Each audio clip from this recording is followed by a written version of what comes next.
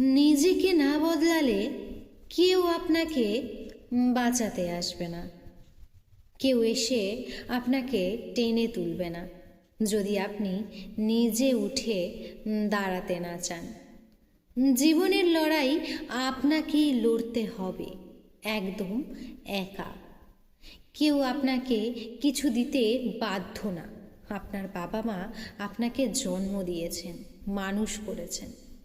তবে আপনি জীবনে কত দূর যাবেন, কত বড় হবেন, সেটা একান্তই আপনার দায়িত্ব।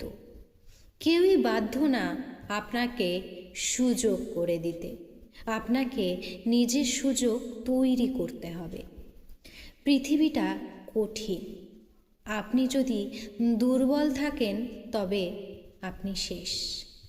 জীবনে কারো জন্য কখনো জীবন কিন্তু থেমে থাকে না। আপনি ব্যর্থ হলে খুব বেশি মানুষ 1 মিনিটও সময় দেবে না আপনার জন্য। এই দুনিয়ায় টিকে থাকতে হলে আপনাকে মজবুত হতে হবে, মানসিকভাবে এবং মানসিকতায় এবং সিদ্ধান্তে। না হলে পৃথিবী আপনাকে গিলে ফেলবে, একটিও দয়া করবে না। কষ্ট হবে, কিন্তু কেউ দেখবে না। হয়তো আপনি রাত জেগে পরিশ্রম করছেন, একা লড়াই করছেন, কাঁদছেন, কিন্তু কেউ তা দেখবে না। মানুষ শুধু ফলাফল মানে রেজাল্ট দেখতে চায়, আপনার পরিশ্রম নয়। তাই নীরবে লড়াই করুন, জেতার পর সবাই দেখবেই। বারবার ক্ষমা চাইলে পিছিয়ে পড়বেন। যদি আপনি সবসময় অজুহাত দেন যে সময় পাইনি, পরিস্থিতি খারাপ ছিল, ভাগ্য সহায় ছিল না, তাহলে আপনি কখনোই এগোতে পারবেন না। ভিকটিম মাইন্ডসেট মানে নিজেকে সবসময় দুর্ভাগা ভাবা। এটা আপনাকে কেবল পিছিয়ে দেবে, কিছুই দেবে না। আপনি আপনার একমাত্র ভরসা।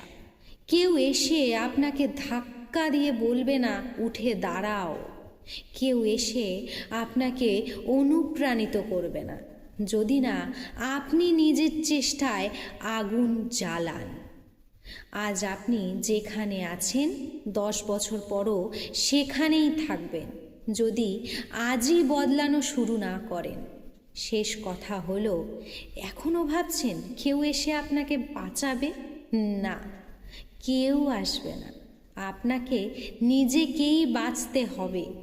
নিজের ভিতরের আগুনটা জ্বালান, কারণ একমাত্র আপনিই পারেন নিজেকে বদলাতে।